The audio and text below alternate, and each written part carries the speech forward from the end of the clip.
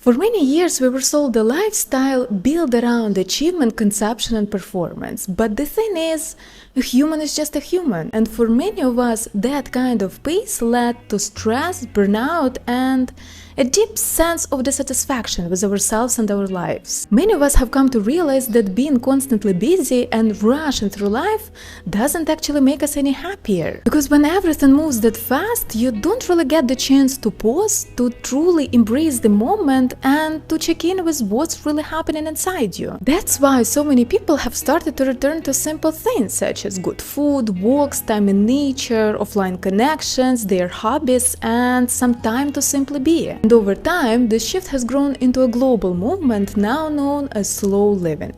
So today we're gonna dive into the slow life movement and talk about some of the ups and downs that come with it. For those who are seeing me for the first time, my name is Anastasia, and here on my channel we talk about social media trends, recent events, and all things wellness. And before we jump in, I just want to remind you to like this video and follow me here on YouTube not to miss any future uploads and of course to support my channel. Also, you can follow me on Instagram where I share more wellness tips and my personal life. And of course, get comfortable and let's already get started.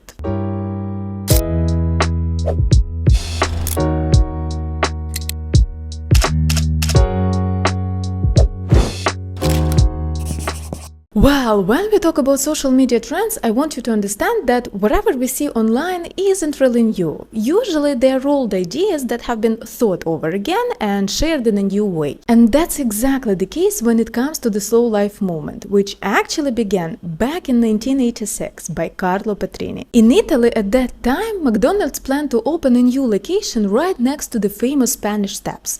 And of course, a lot of people were outraged, but one of the loudest voices of the protest was Italian journalist and activist Carlo Petrini. But instead of just protesting, he showed up with the plates of pasta, making a point that Italian people did not want fast food. They wanted slow, meaningful meals. Around the same time, Italy faced a huge wine scandal because some producers started selling cheap, low-quality wine that was dangerously contaminated. And a lot of people got seriously sick, and the whole country was really shaken by what happened. For Carlo Petrini and his supporters, this became a turning point, because they realized that food quality isn't just about culture, but also about safety and health. So together, these two events helped to start the slow food movement, which later turned into a much bigger and more ambitious project. As the result of all of this, the slow food supporters came together and signed an official manifesto. And the core idea behind it wasn't just about food, it was about a better quality lifestyle. And that meant not just eating slowly, but living mindfully. Not just choosing local products, but honoring your roots and your culture. Not just saying no to fast food, but rejecting constant rush as the way of life. A decade later, in 1999, Carlo Petrini, along with a few mayors of small towns, initiated a new movement called Slow Cities. The idea was to slow down urban life, protect local traditions,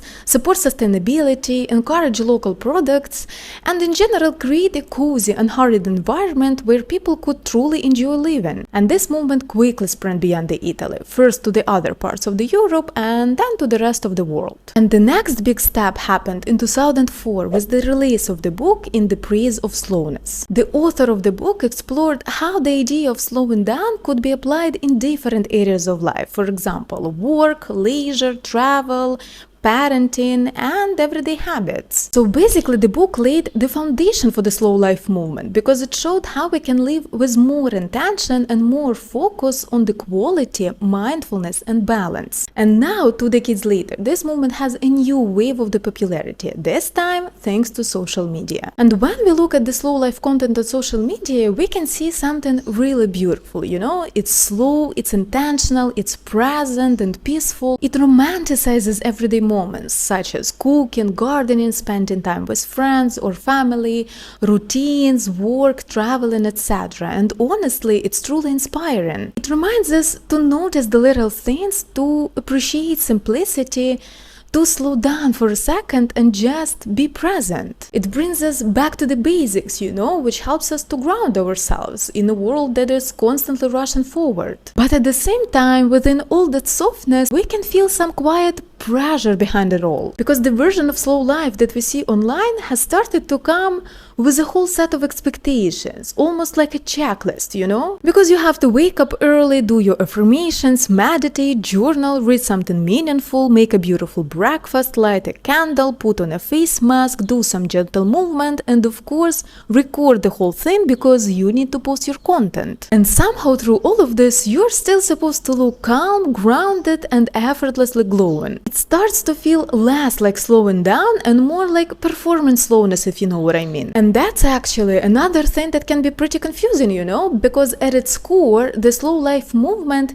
is about really deep things, such as connecting with yourself and nature, decluttering your life, simplifying it, focusing on what truly matters, and of course, embracing the moment, the present. But when we scroll through social media, what do we mostly see? First of all, a lot of little attributes, you know, like cute outfits, candles, journals, new books, maybe some skincare products, all kinds of stuff, which honestly doesn't really match the idea of decluttering your life. Secondly, when it comes to reconnecting with nature, the images are usually of countryside cottages, beaches, some maybe farms with animals, fields, forests, you name it. But let's be honest, a lot of people just simply cannot afford a weekend at a countryside cottage or a cabin, you know. A lot of people don't have the opportunity to go to the beach or to the forest or to the mountains for a weekend. Thirdly, when it comes to savoring the moment, what we usually see online are carefully curated scenes, you know, waking up early, going to Pilates, sipping your coffee in peaceful silence, taking long walks,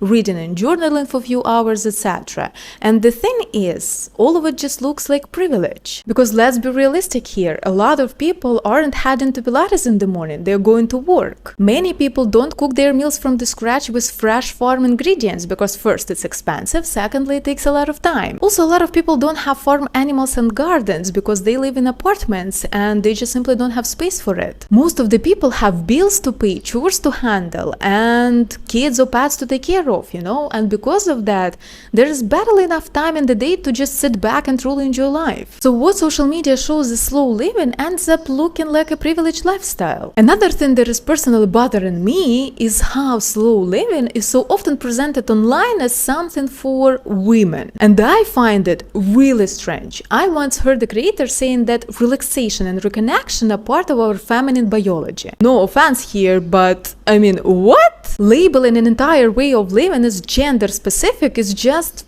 ridiculous, I'm sorry. Not only the stereotype ignores the fact that slowing down and finding peace are basic human needs, but also it limits men. It puts them in the box where they are expected to be always strong, busy, and productive, you know, as if taking rest and reconnecting with nature is not for them. This turns slow living into a kind of feminine duty to be gentle and soft, you know, which is just unfair and simply untrue. Come on. Slowing down, reconnecting with yourself and with nature, finding the moments of peace and calm are universal, they're not gender specific. For instance, there are these male creators who make beautiful videos capturing everyday moments, you know, they're just spending time in nature, goofing around, enjoying some simple, slow moments of life. And not once have I thought it looked out of place or something, you know, because the whole way of living cannot possibly belong to one gender. Come on, it just doesn't make any sense.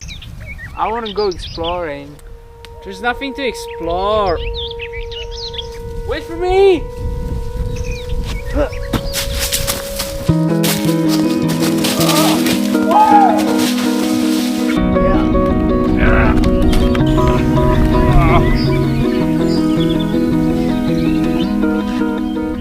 And probably the most important thing is that social media has turned slow life into another trend, you know, another aesthetic to follow. But the thing is that slow living is a life philosophy, you know, it's a way of life, not just a trend. You know, there is this beautiful Japanese word, yutori. It means the conscious act of slowing down to allow ourselves to truly savor the world around us. It's the refusal to rush. No talking, no performing, you know, just observing life for what it is, you know, with no goal except to see, to feel, and to be. And to me personally, this word captures the essence of slow living perfectly. Because when when we talk about slow living as life philosophy, we mean values such as intentionality, simplicity, connection, presence. It's not about seeing or creating aesthetically pleasant moment, it's about being in the moment as it is. It's about feeling it with every cell of your body, it's about noticing the beauty in it and understanding its meaning. For example, when someone travels, what do we often see on social media under the slow living aesthetics? Probably something like quiet mornings by the sea, beautiful outfits, lattes, maybe some sunlit corner of a stylish hotel room, etc. Of course, I want you to understand that there is nothing wrong with that, but the slow life philosophy sees travel differently. It's not just escaping somewhere pretty, it's about immersing yourself in the culture. For example, it's staying in one place long enough to feel its rhythm, It's walking with no destination, exploring local places that tourists cannot see.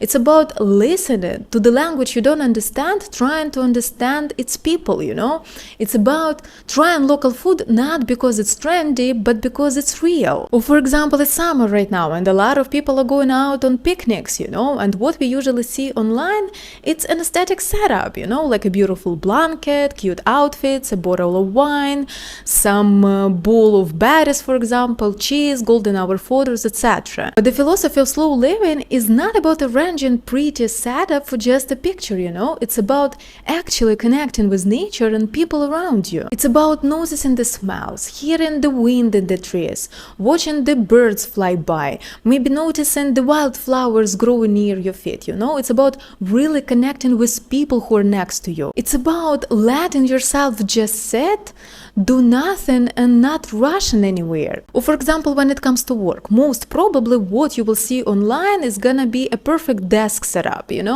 Something like beautiful organizers, cute pajama, laptop, coffee next to it, etc. While slow living is more about respecting your own limits, avoiding burnout, taking breaks, allowing yourself not to be productive 24/7.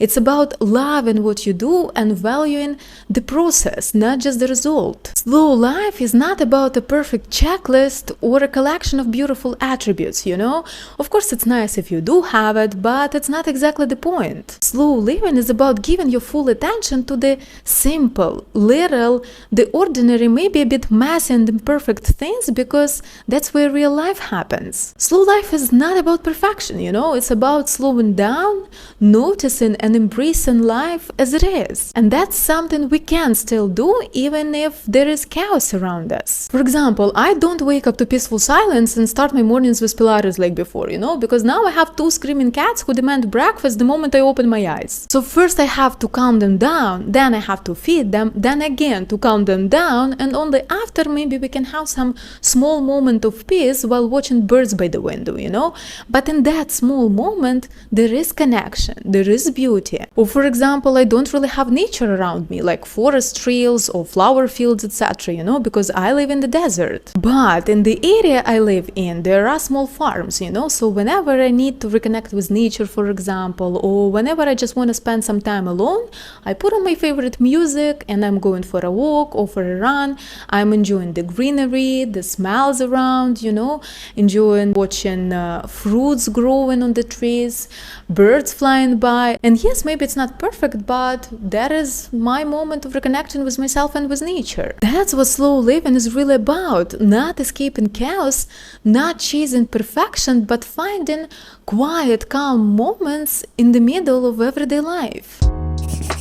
Alright guys, I hope you enjoyed today's podcast. If you have any thoughts you would love to share, feel free to leave a comment below. And of course, don't forget to like this video and to subscribe to my channel here on YouTube to support my work and to help my channel to grow. And maybe today, instead of rushing, just try to slow down and notice some small beautiful moments that often go unseen.